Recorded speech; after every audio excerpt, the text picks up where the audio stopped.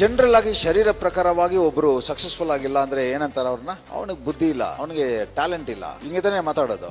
Understand, there is nothing like talent or knowledge or experience that is required for one to be successful on this earth. ಈ ಭೂಮಿಯಲ್ಲಿ ಜಯದ ಜೀವನವನ್ನು ಅನುಭವಿಸಕ್ಕೆ ನಿಮ್ಮ ಶರೀರದ ಜ್ಞಾನ, talent, experience ಎಲ್ಲ ಯಾವುದಕ್ಕೂ ಉಪಯೋಗ ಬರೋದಿಲ್ಲ.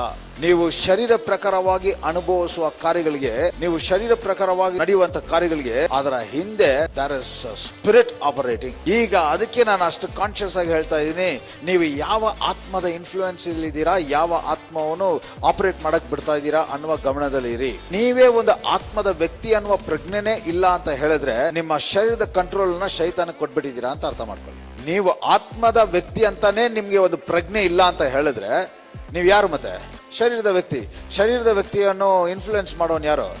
ಶೈತಾನ.